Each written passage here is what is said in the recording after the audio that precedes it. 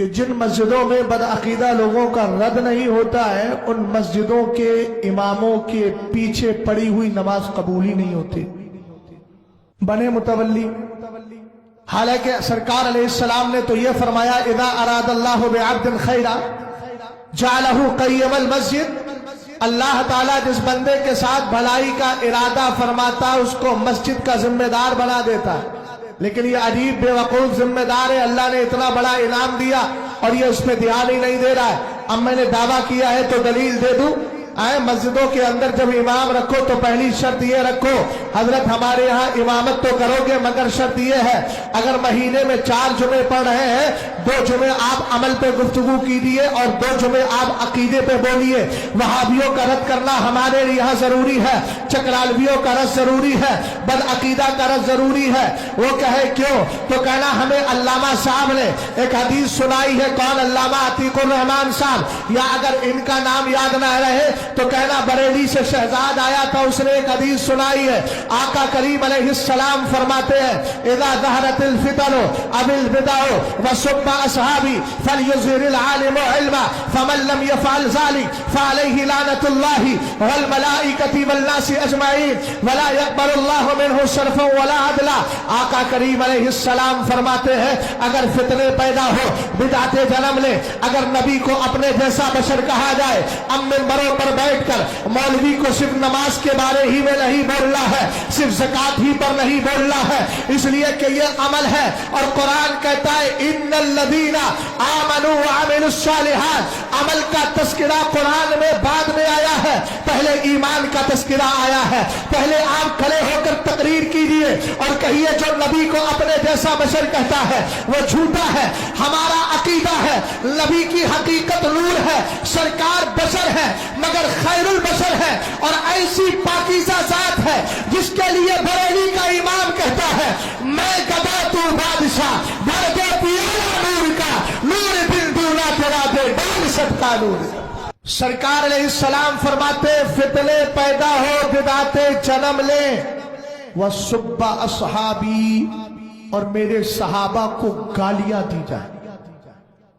یہ نام نہاد مولائی، ان کو میں نے بمبئی میں دھاراوی کی سرزمین پہ کہا تھا یہ مولائی نہیں، یہ پکے وبائی ہیں۔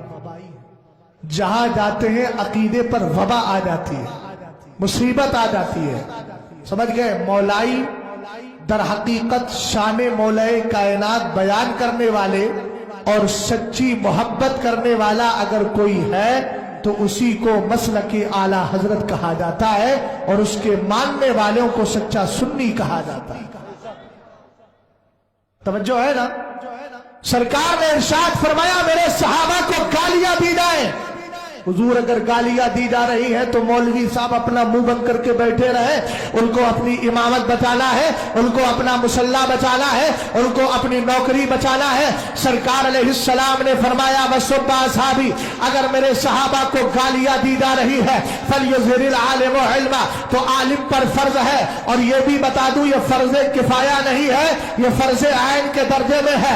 فَلْيُظْهِرِ الْعَالِمُ عِلْمًا، عالم پر ضروری ہے اپنے علم کا اظہار کرے۔ اے میرے آقا اگر علم کا اظہار نہیں کرتا، اس لیے کہ متولی نے کہہ دیا ہے بولنا نہیں، وہابی کے خلاف تقریر مت کرنا، اس لیے کہ میرا داماد وہابی ہے، اور دیوبندی کے خلاف تقریر مت کرنا، اس لیے کہ میرا چچا دیوبندی ہے۔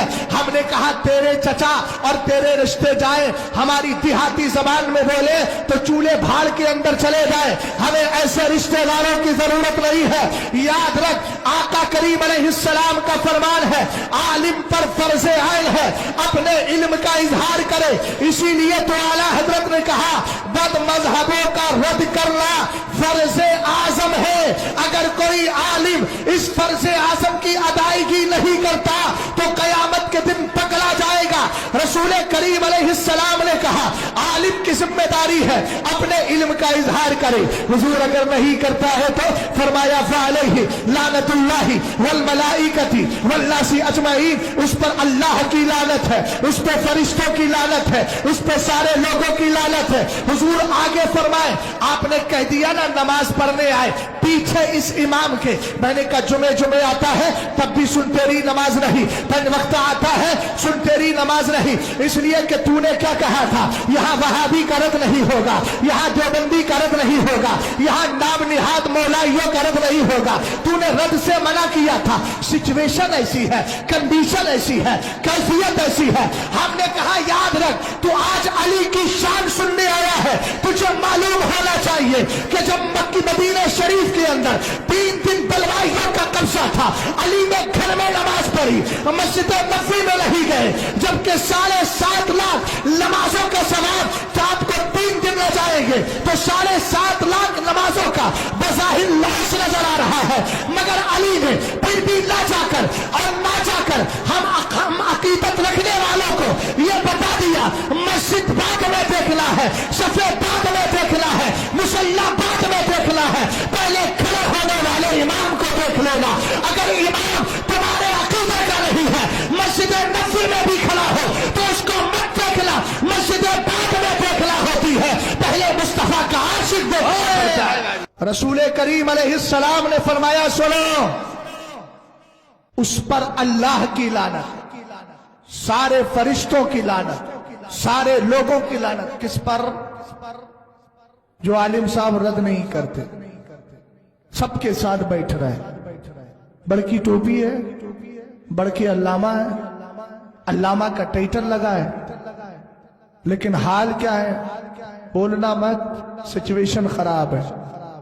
और ये आजकल जो सिचुएशन के नाम पर इत्तिहाद किया है ना, इसने सबसे ज्यादा सुन्नियत का नुकसान करा है। नहीं समझते आप? मिसाल दे दूं, आपने देखा होगा कभी कभी सैलाब आता है, सैलाब, और सैलाब के साथ सारी चीजें बह करके आती है, पानी खत्म हो जाता है, गंदगी रह जाती है।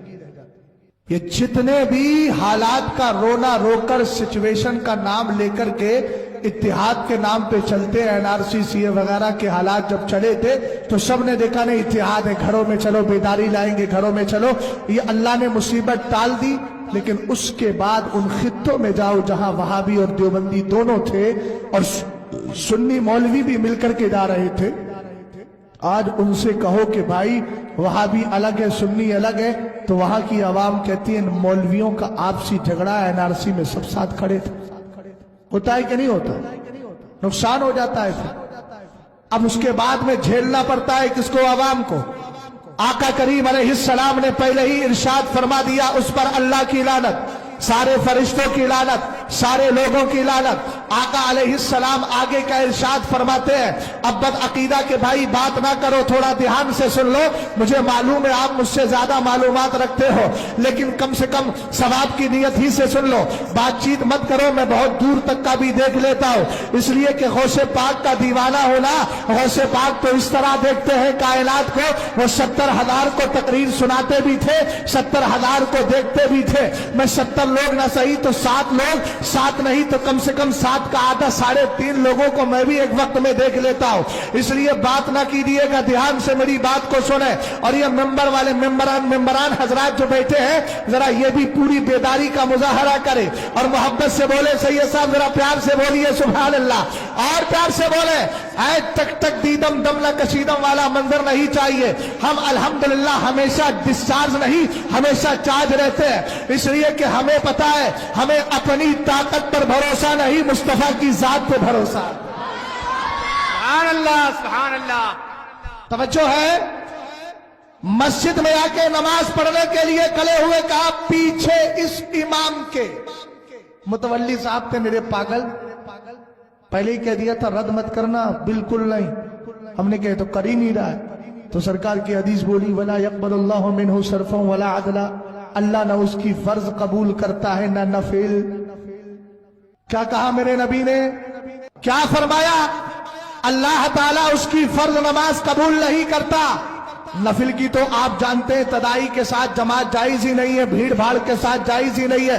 तो आप फर्ज नमाज ही तो पढ़ने आते हो, बोलो यार, फर्ज नमाज ही तो पढ़ने आते हो। नागपुर के लोगों, नाक को हटा के कान लेकर के आ जाओ और पूरे कानपुर हो जाओ, ताकि पूरी तरीके से मेरी गुफ्तगू को सुनो। ध्यान से जरा मोहब्बत से बोलो सुभान अल्लाह, और प्यार से बोलो। सरकार अलैहिस्सलाम ने क्या फरमाया? अल्लाह ताला उसकी फर्ज नमाज कबूल नहीं करता।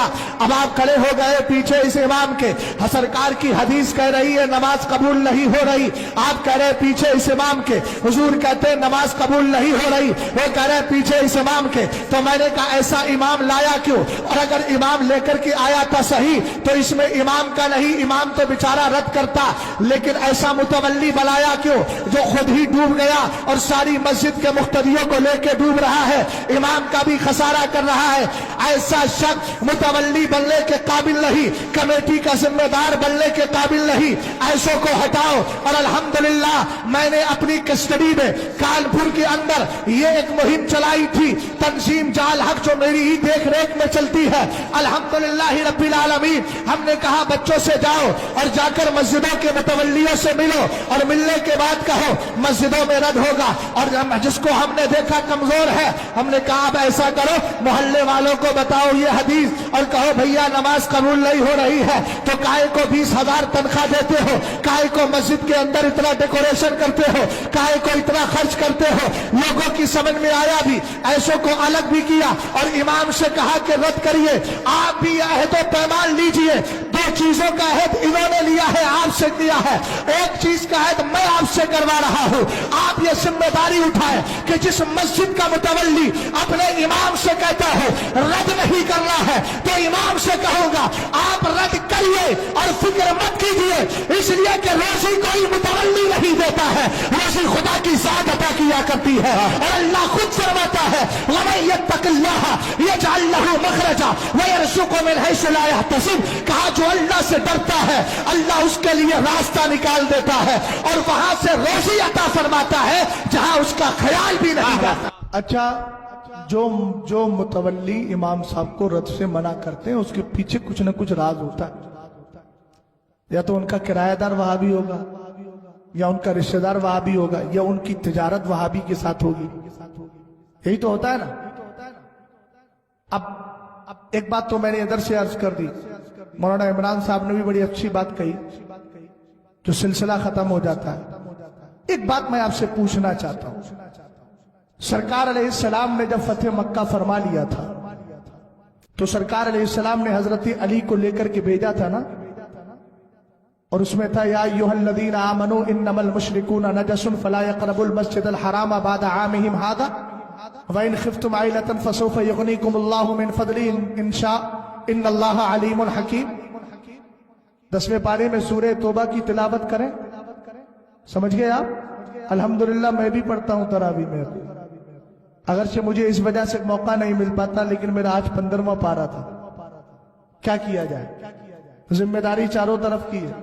अब वो तो नहीं हो पाएगा कि एक महीने कहीं रह करके कुछ करें, समझ गए आप? लेकिन अल्लाह का फजल है, पढ़ता हूं, इसीलिए पढ़ता हूं ताकि कुरान याद रहे। कुरान का याद रखना बहुत जरूरी है, ताकि कयामत के दिन वो फजीलत मिल जाए और अल्लाह की बारगाह से यह हुक्म हो जाए इक़रा वर्का वरत्तिल। कुरान कहता, सरकार इरशाद फरमाते हैं ना कि कारी से कहा जाएगा पढ़, और जन्नत का दर्जा चढ़, सीढ़ी चढ़, और तू आहिस्ता आहिस्ता पढ़, ठहर ठहर के पढ़। वो पढ़ता जाएगा, फयुज़ादु बिकुल्लि हसनत फयुज़ादु बिकुल्लि आयतिन हसना, और हर आयत के बदले में एक नेकी बढ़ा दी जाएगी। तो मैं तो इस फजीलत के लिए अल्हम्दुलिल्लाह याद करता हूं ताकि ये बाकी रहे।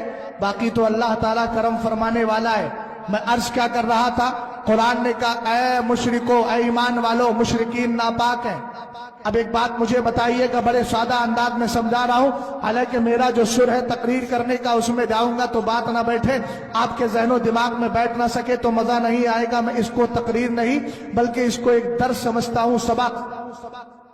علامہ عتیق صاحب اور ہمارے حضرت بیٹھے اور پیچھے حضرات بیٹھے ہیں، میں انہی کی بارگاہ میں عرض کرتا ہوں، قرآن نے کیا کہا؟ ایمان والوں مشرکین ناپاک ہیں، گندگی ہے، نجاست ہے۔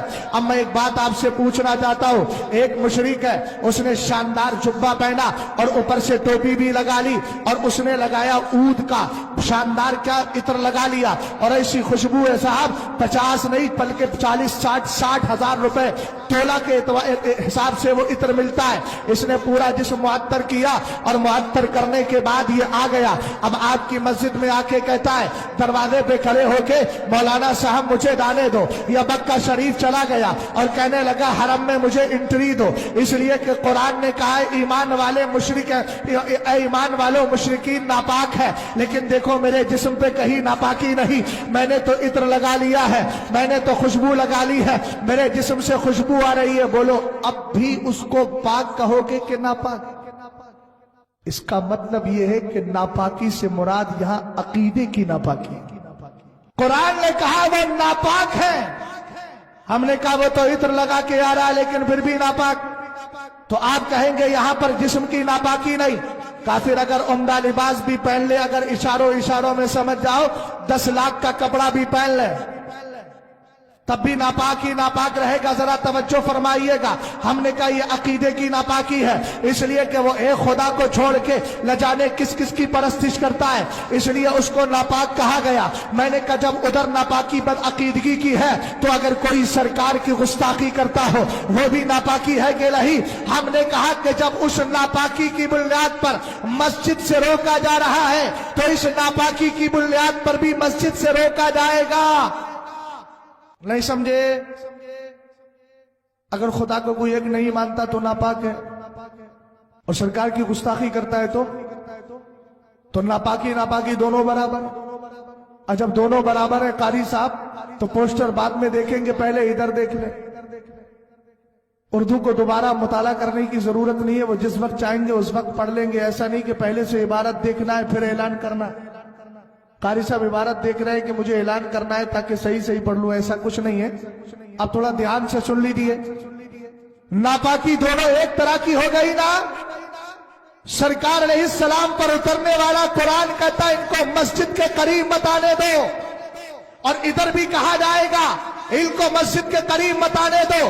اب وہ متولی جو یہ کہتے ہیں بھیا رد مت کرنا، اس لیے کہ ایسا نہ ہو کہ ہماری تجارت بند ہو جائے، ہمارا مال بند ہو جائے، تو قرآن نے اس کا بھی جواب دیا، وَإِنْ خِفْتُمْ عَيْلَةً فَسَوْفَ يُغْنِيكُمُ اللَّهُ مِنْ فَضْلِهِ إِنْ شَاءَ۔ کہا کہ سنو تمہیں اس کا کچھ ڈر نہیں رکھنا چاہیے، اگر بد عقیدہ کا رد کریں گے کاروبار بند کر دے گا، ہماری دکان پہ نہیں آئے گا، ہماری دکان نہیں چلے گی تو غربت آ جائے گی۔ قرآن کہتا ہے سنو، اگر تمہیں غربت کا اندیشہ ہے، بھائی ذرا دھیان سے سن میری بات کو، ادھر ادھر توجہ کرنے کی ضرورت نہیں۔ قرآن نے کہا اگر تمہیں غربت کا، مفلسی کا، اگر فقیر ہونے کا، محتاج ہونے کا اندیشہ ہو تو اس اندیشوں کو نکال دو، ان قریب اللہ چاہے گا تمہیں مالدار کر دے گا، اس لیے کہ مالداری اور مال کوئی وہابی نہیں دیتا ہے بلکہ وہاب عطا کیا کرتا ہے، رب قدیر ہمیں دیتا ہے۔ اس لیے یاد رکھنا، ہمیں ان کی دوستی میں